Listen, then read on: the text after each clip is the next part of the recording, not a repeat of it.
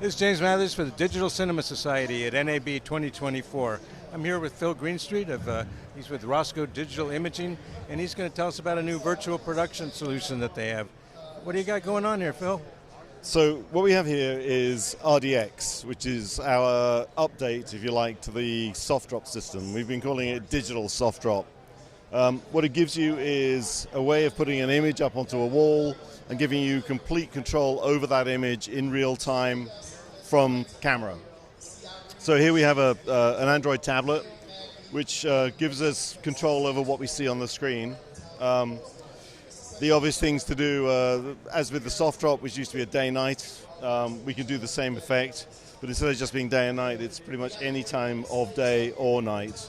So everything, it's a full diurnal cycle, if you will. So bright, sunny, into cloudy, and then into sunset as well.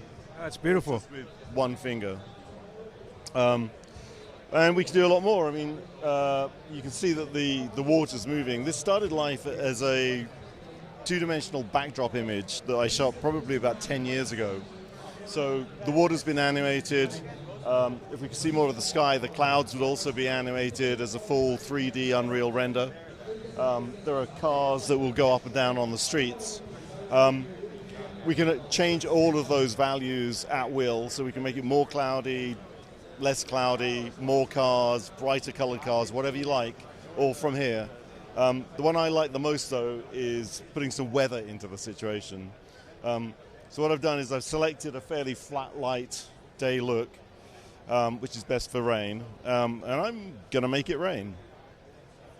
So first off, we're going to add to the opacity of the rain function.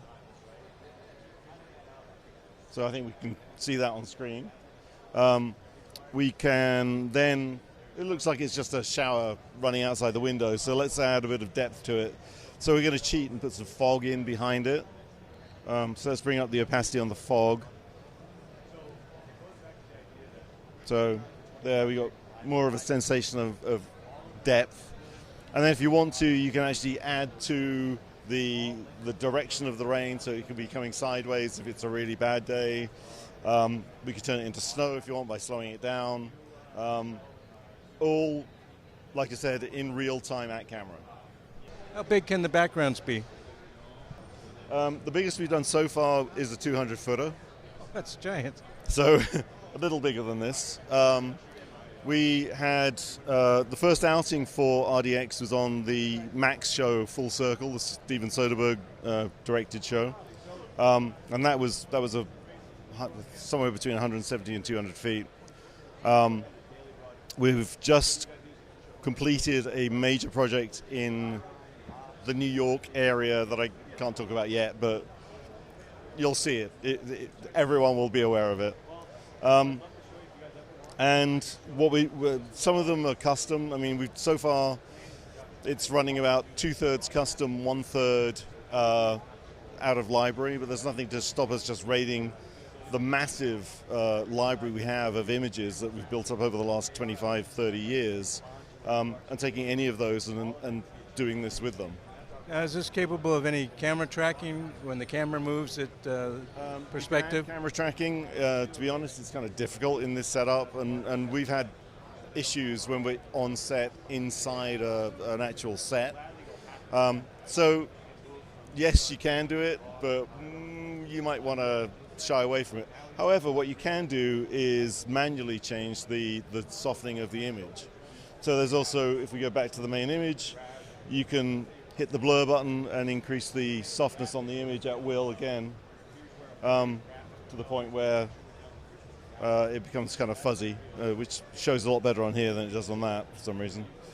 You can also adjust the X and Y axis, so if you've got somebody's head has the Empire State Building growing out of it, you can move it left or right at will. If the horizon feels a bit high, you can move that at will. Basically, it just gives you complete control over what you see on screen without having to rely on somebody else scurrying off to bake it into a new version of the image.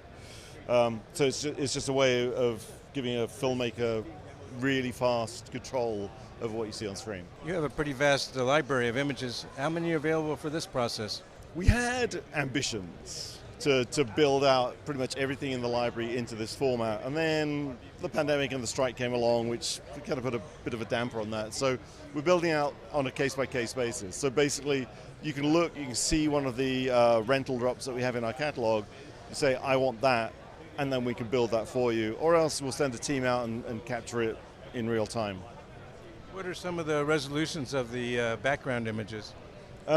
Well, the actual images are shot on the Fuji GFX 100S. So the sensor is about 12K, give or take, 11 and a bit. But when we build out, obviously we're putting much bigger images, so the maximum size that we can put up on a screen is 49K.